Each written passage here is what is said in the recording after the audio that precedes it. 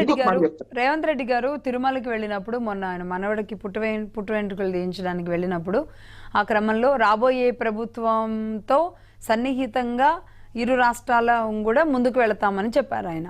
అంటే దీన్ని ఎలా అర్థం చేసుకోవాలి అంటే కొత్త ప్రభుత్వం రాబోతుంది, వైసీపీ ప్రభుత్వం కూలిపోబోతుంది. ముఖ్యంగా రేపు జగన్మోహన్ రెడ్డి గారు 5 నెలలు అయినప్పటికీ కూడా పక్క రాష్ట్ర ముఖ్యమంత్రిగా రేవంత్ రెడ్డి గారు బాధ్యతలు తీసుకున్న తర్వాత ఒక ట్వీట్ కానీ లేదంటే ఒక స్వీట్ కానీ కనీసం ఒక కలయిక కానీ ఏం లేదు. అదే జగన్మోహన్ రెడ్డి గారు ముఖ్యమంత్రి అయినప్పుడు కేసీఆర్ గారు ఆయన మధ్య ఉన్న బంధం రిలేషన్ అదంతా చూసిన తర్వాత కనీసం చంద్రబాబు నాయుడు గారితో విభేదాలు వచ్చినాయి. వాళ్ళు పాత మిత్రులు అయినప్పటికీ విభేదాలు వచ్చినాయి. ఏదో కారణాలు అనేకం కావచ్చు, రాజకీయ కారణాలు.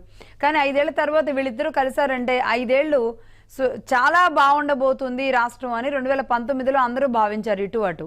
కానీ మళ్ళీ ఆ తర్వాత వీళ్ళు కలిసిన దాఖలాలు లేవు, ఏదైనా చర్చించుకున్న పరిస్థితులు లేవు, దేని మీద ఏదైనా చిక్కుముడి వీడిని దిగలేదు, ఎవరు ఎక్కడ సంతకాలు పెట్టారో, ఎవరు ఆస్తులు ఎవరికి ఇచ్చారో, నీటి వాటాల పంపకాల విషయంలో ఏం జరిగిందో ఇదంతా ఈ 5 ఏళ్ల పాటు గుట్టుచప్పుడు కాకుండా సాగిపోయిందండి.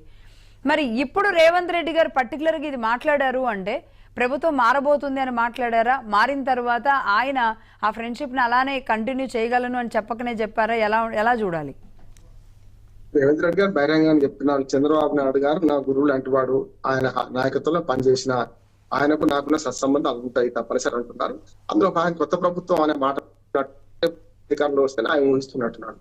కానీ 2 రాష్ట్రాల మధ్యన సంబంధాలను చెడగొట్టింది ఎవరు అంటే బడి రాజకీయ నాయకులు అంటున్నారు. కొంత ప్రజలు కూడా కారణం. నేను ఒక మాట చెప్తాను.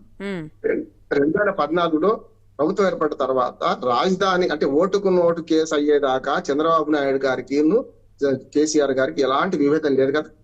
రాజకీయంగా 2 పార్టీలు వేరుగా అప్పుడు 15 సీట్లు తెలుగుదేశం అసెంబ్లీలో, ఆంధ్రప్రదేశ్ తెలంగాణ అసెంబ్లీలో, కనుక విభేదం లేదు.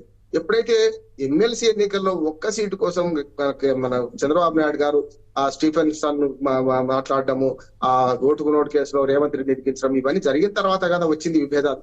అంతకుముందు రాజధాని శంకుస్థాపనలో మోడీ గారు మట్టి నీళ్లు తెచ్చిండ్రు, నేను కొంత సహాయం చేద్దాం అనుకున్నా, మన ప్రజలే కదా, నాకు బొంత పురుగును ఆయన ముద్దించుకుంటా తెలంగాణ కోసం అన్నవాడు తెలంగాణ వచ్చిన తర్వాత ఒక్క సంఘటన కూడా జరగదమ్మా. చాలా మంది ఆనాడు చాలా మంది సెటిలర్స్ అని మాకు న్యూనత పెట్టుకొని మమ్మల్ని వెళ్ళగొడతారో అనుకున్న పరిస్థితి నుంచి ఇవాటికి కూడా హైదరాబాద్ లో మొత్తం కేసీఆర్ గారికి టీఆర్ఎస్ కు బీఆర్ఎస్ కు మద్దతుగా నిలబడుతున్నారు. అందరూ కూడా దాదాపు 10-15 లక్షల మంది సెటిలర్స్ ఇవాళ ఏం ఆలోచించిండ్రు?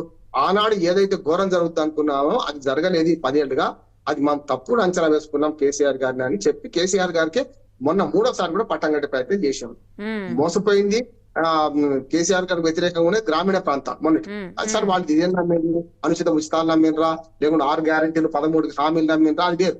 కానీ హైదరాబాదు చుట్టుపక్కల మెదక్తో సహా హైదరాబాదు నగరము, అట్లాగే మల్కాజ్గిరి, మేడ్చల్ జిల్లా, రంగారెడ్డి జిల్లా, మెదక్ జిల్లా, ఈ 4 ఉమ్మడి జిల్లాలు అవన్నీ కూడా పెద్ద ఎత్తున కేసీఆర్ గారు మద్దతు చేసింది కదా. ఇక్కడ ఏమంటున్నాను నేనంటే ఆనాడు మట్టి నీళ్లు తెచ్చిండు, నేను కొంత డబ్బు ఇస్తా అంటే కూడా అనుకున్నా కానీ ఆయన ప్రధానమంత్రి స్వయంగా వచ్చి ఏమి చెప్పితే నేను ఇస్తే చూసా కట్నం మన వాడికి తక్కువ వాడికన్నా ఎక్కువ వాడికన్నా మనం కట్నం ఎక్కువ పెడితే ఓ రకంగా వాడికి డబ్బులు ఎక్కువనే అంటారు కనుక అట్లా అనుకున్నారు. ఆనాడు ఏదైతే ఉమ్మడి ఆంధ్రప్రదేశ్ ఏర్పడ్డ 1956 లో కూడా 5 కోట్ల రూపాయల అదనపు ఆదాయంతో ఆంధ్రప్రదేశ్ లో కలిసింది తెలంగాణ. హైదరాబాద్ చాలా మంది హైదరాబాద్ మీద ఒక పెద్ద నోషన్ ఏంటంటే హైదరాబాదే తెలంగాణ కసెట్టు, హైదరాబాద్ ఒకటి లేకపోతే ఏం లేదు. బాంబే పెద్ద సెట్టు మహారాష్ట్రకు, మరి బాంబే లేకపోతే ఊరుకుందామా? మహారాష్ట్ర మరాఠా ప్రాంతం రోడ్లు సరిగ్గా ఉంటాయి, నాకు చాలా మంది మిత్రులు పోతుంటా, అట్లా ఉన్నది కదా. కలిపినాటికి 5 కోట్ల రూపాయల అదనపు ఆదాయం ఉంది. దానికి ప్రధాన కారణం లిక్కర్. మనకు అప్పుడు ఆంధ్రప్రదేశ్ ఉమ్మడి ఆంధ్రప్రదేశ్ కాకుండా విభజిత అప్పుడు రాష్ట్రంలో మద్య నిషేధం ఉంటే అక్కడ మద్యం మీద వచ్చే ఆదాయం తక్కువ. అట్లాగే పన్నుల వసూళ్లలో కూడా ఆ రకంగా చెప్పాలంటే తెలంగాణ మొదటి నుంచి ధనిక రాష్ట్రంగా ఉన్నది. తర్వాత ఇప్పుడైతే విడిపోయిన తర్వాత ఇప్పుడైతుందో విభజన హామీల పట్ల చంద్రబాబు నాయుడు గారు ఇనిషియేట్ తీసుకొని ఇద్దరు చేస్తే ఆయన బాగుండేది. కేసీఆర్ గారు ఓటుకు నోటు కేసు శత్రువులు అయింది.